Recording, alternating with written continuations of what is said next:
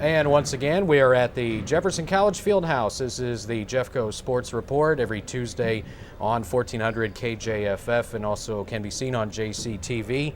And we're joined today by the softball coach at Jefferson College, Mr. Tony Cook. How are you, sir? I'm doing well. I guess for you, it's really nothing but conditioning, right? Conditioning. Right now, we're in the middle of our wrapping up our winter workouts, and we're down to the last 2 days. So, yeah, right now we're finishing up before our winter break. And so far, so good. The kids working as hard as you hoped they would at this point, because I know this is always kind of the tedious part of the training, if you will. And I'm sure sometimes the girls don't really get into it very much. And we talked about that.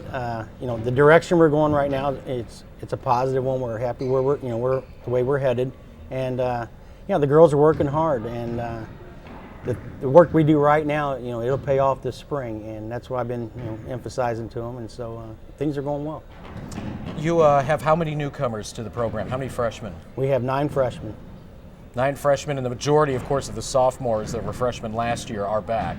That's correct. So we have 12 of our core sophomores, that were a big part of last year's team are back this year. Let's talk a little bit about the freshmen this year. I know we talked about it in a couple weeks back when we had you on the program, but just to refresh a little bit, of the 9, where are they all from? They're all around the state of Missouri. No out-of-state kids. We've got some as far as California, Missouri, and then a couple city kids from Melville area around like that. Some Jefferson County athletes. We got Edie Farmer from Herculaneum. And then we have some that's from down south, and so it's just a little mixture of all around the state of Missouri. And then of our 12 returning sophomores, that's the same way with them. It's all in-state kids except one. We have one from O'Fallon, Illinois. So for the most part, you're feeling pretty good about it, developing a little bit of depth at the right positions, that kind of thing. This year we probably have more depth than we did last year. We feel more confident with our outfield. Last year we thought that was a little bit of a weakness for us, and with our new incoming freshmen and our returning sophomores, we're real pleased with our outfield situation right now. How did the fall season end for you? I know when we talked before, you were towards the tail end of it, but you weren't completely finished. But in terms of wins and losses, I know you don't put a lot of emphasis in that in the fall. But how'd you do there? We wound up 17-6, and overall, it was it's a very competitive schedule for a fall schedule. We played a lot of NAIA schools, Division I, Division II.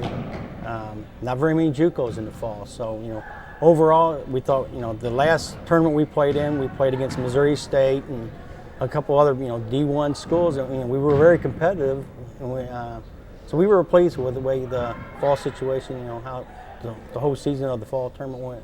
I know the very first fall session a year ago when you were with the program, of course, with Coach Redburn, the team did not lose to one JUCO. All the losses that you suffered were to D1s. Was that kind of similar this time around? Yes, it was the same situation. We took care of business against the JUCOs this fall, and our losses were to D2s or D1 schools. And you faced Coach Redburn's new team, where he's an assistant with Mizzou. You did that this fall too. Yes, we did, and we took our lumps on that. That day. Mizzou's got a very competitive team this year, and I think they're going to do quite well. And we went up there and maybe got caught up in all the the atmosphere and things that was going on at the time, and we didn't play our best game that day. But we were competitive for the most part, but there's a lot of room for improvement, from what we learned from that, those games up in Missouri. Not to put you on the spot or anything like that, but who have been some of the most impressive kids right now in your mind, as far as working out, doing the kind of things that they need to do at this time of the year to get ready for spring? Right now, Allie DeFawcett, she was our workhorse last year, and the end of this fall this year, she was really coming on strong. She threw a perfect game against Rend Lake. She threw a one-hitter against Parkland, which was national runners-up in Division II last year, and so we shut them out. And she was really throwing good at the end of the fall, and she's been working hard this during our winter workouts. So she's been a really great, it's not a surprise, but she's been a good leader for us so far this during the winter. And Kelly Essner and Sammy Stringer. A lot of our sophomores, they're really coming on strong this year as on the leadership roles, and so and it's helping us with our new incoming freshmen. Now, DeFawcett, of course, everybody knows was one of your stud pitchers last year. Pretty much you're the stud pitcher on the team. Are you feeling good about developing some depth there, getting some other kids? Because I know you had a few that left and that kind of thing. But how are you feeling about the other pitching? We lost our number 3 pitcher, Lindsey Parker, and but we got our number 1 and number 2 back. Kelly Essner was our number 2, yeah. And so, but we have 5 girls, fighting for that 3 spot, and I can be happy with any of them 5 right now. The way our winter's going, our pitching practices and things, they're all showing improvement. They're showing each one's showing a little different things here and there. But I'd take any of the 5 as my 3 right now. And I know at this point in the year, obviously, you can't get outside and do anything like that. I mean, let's face it, we got an ice storm that's just now finishing up. But, I mean, how do you work on defensive drills and things like that at this time? Or do you don't really concentrate too much on it until it gets a little warmer? Yeah, right now we're just concentrating on, weight training, and then, we're working a lot on our hitting skills and things like that. And we'll take care of that defensive skill part when it comes in January. Now, I know that as far as commitments and things like that, you'll get to your signing period in January. You have a number of oral commitments right now. I know you can't really say too much about them other than the fact that you may have 8 or 7. You can't mention names or anything like that. But where are you right now as far as January signing period? Right now we're standing with 9 verbal commitments from girls all around the state of Missouri. Very happy the way recruiting went this coming fall, going into next year, and so we still got a couple of spots out there we like to fill if we can, but if not, our 9 that we got right now that's committed, we're really pleased with. Was recruiting going into that part of it? Was it something you were a little bit, not necessarily nervous about, but something that was kind of questionable because Redburn had left, and now you're the one that was going to have to talk up the program and that kind of thing? Did that make it kind of difficult in a way? At first I was kind of skeptical how it was going to go. I didn't know what the recruits were going to think, but after having them come in and seeing our program and visiting our campus and things like that, and explaining that if something happens and things may not work out the way they are going to we think they're going to work out, then I think the program itself speaks for itself right now, and so I think the girls were they were happy, and obviously they must have been, because they gave me a verbal commitment. How about your coaching staff at this point? How is that shaping up? I know you were looking for somebody to be kind of a full-time assistant, if you will. Have you been able to get some of those taken care of? We just picked up an undergraduate assistant. Actually, it's my daughter, Brandy Cook. So she's going to come in and help us with the pitching. And she had a very successful career, at the college level and at the high school level. So I think she's going to be a big asset for us as far as helping us with the daily routines of our pitching and our catching and things like that, and our infield work like that. And then I have Aaron Dittman still as my another assistant coach. And then I also, we've got a part-time assistant with Jim Calvin. He's still helping us, during our winter workouts. So between the 3 of those and myself, we think, we got a good staff. Got a good grasp on everything, and you got the crew ready for the most part. Give us kind of an example of what your schedule is going to be like in the spring. I know you don't have anything in front of you, but everybody knows who your conference opponents are going to be. You're going to play St. Charles, you're going to play Merrimack, and teams like that. But who are some of the out-of-area schools that you're going to get a hold of this year? Right now, as far as our kind of like our all-season teams would be, we got Lindenwood coming in and playing. We're going down to the Evangel tournament, where a lot of good schools are going to be down there playing. Yeah. Butler You went County. down there last year, right? Actually, last year got canceled. Okay. So this year we are hoping that we're going to get to play in it this year.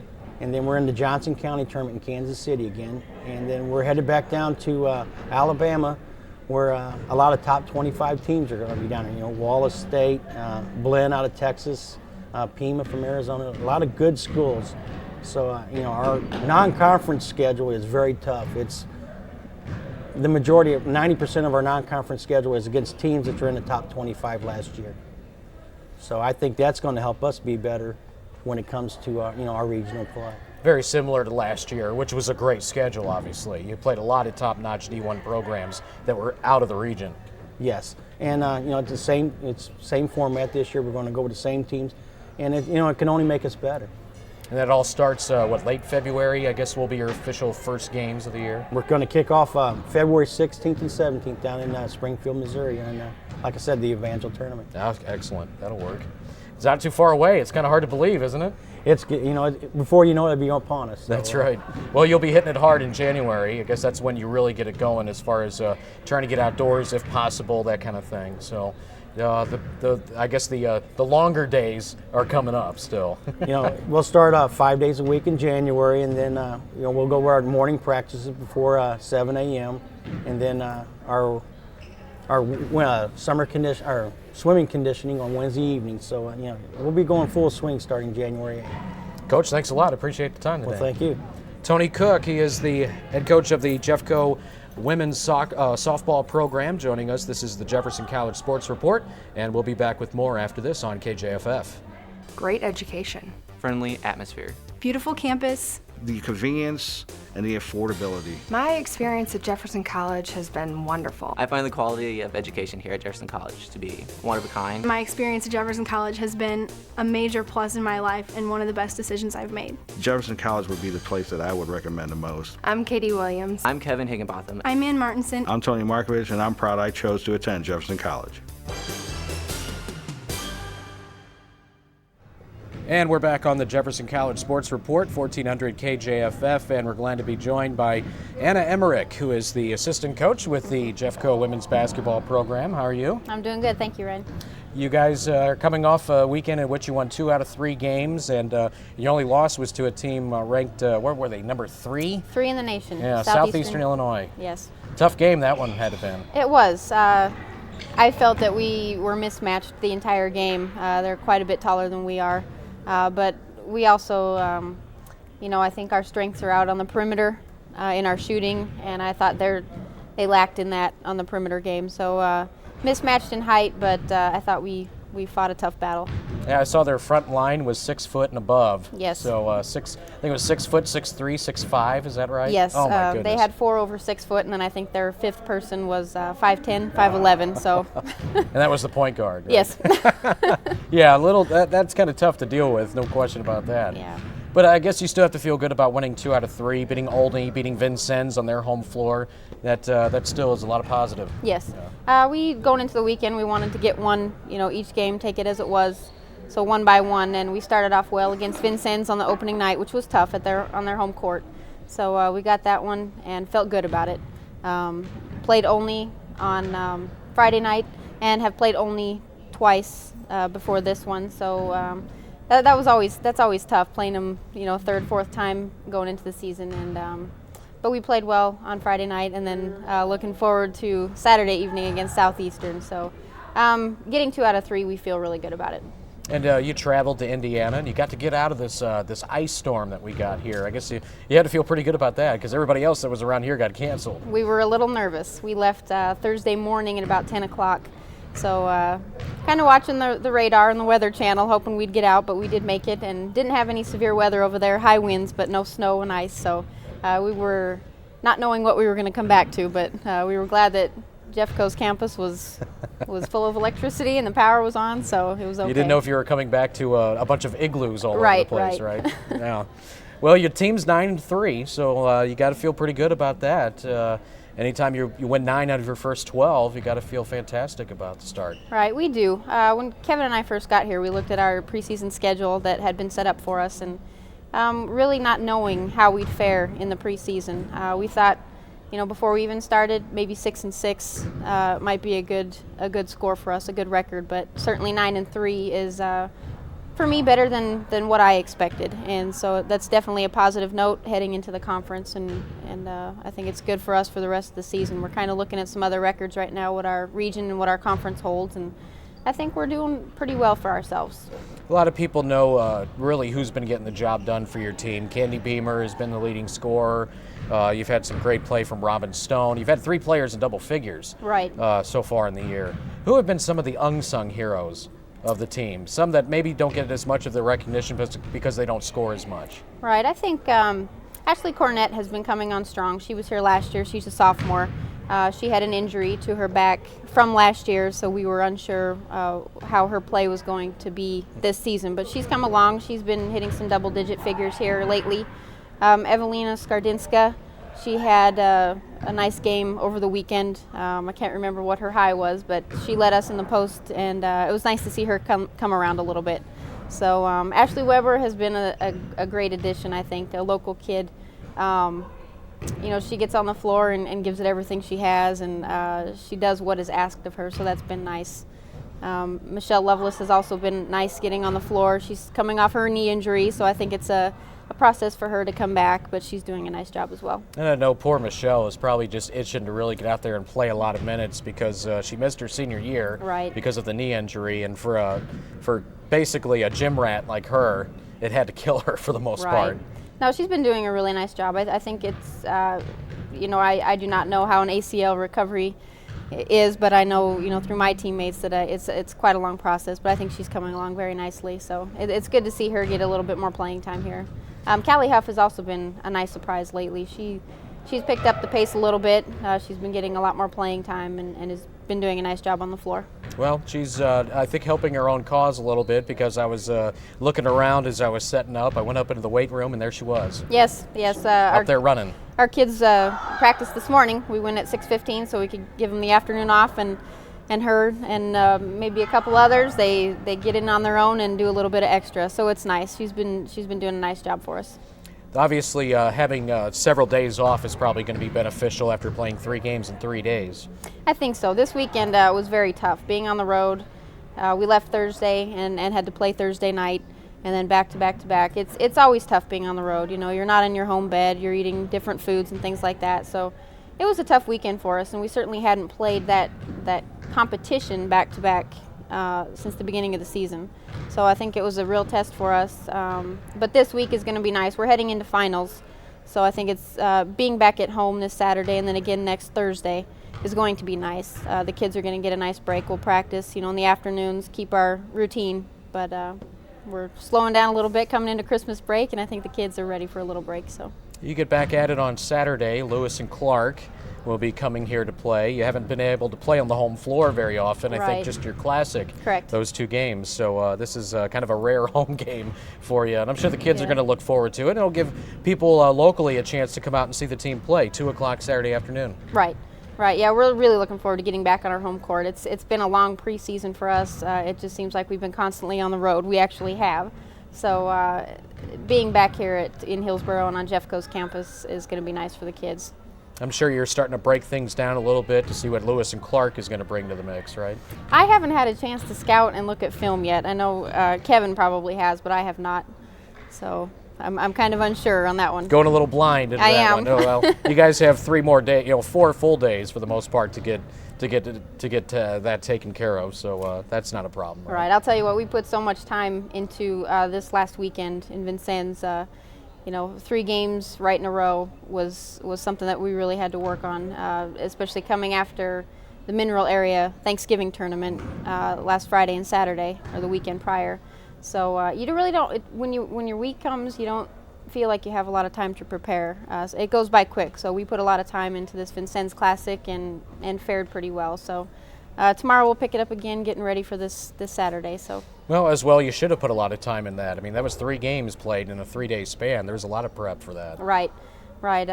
We knew what Olney was going to do. We had seen them twice already this year. Vincennes we had scouted. We had seen them in a couple jamborees that we were at. But we knew they were going to be tough, certainly, and definitely starting out the Classic on their home court in front of their home crowd. So, and then ending the tournament with Southeastern Illinois, we knew it was going to be a very tough challenge. But the kids did really well. We got off to a slow start against them, but cut it, I think, within 8 points a couple times. So they fought a hard battle for sure. Anna, thank you so much for the time today. You're welcome. Thank you, Ryan. That's Assistant Jefferson College basketball coach Anna Emmerich joining us. This is the Jefferson College Sports Report. We'll see you next week on 1400 KJFF, and you can catch it on JCTV.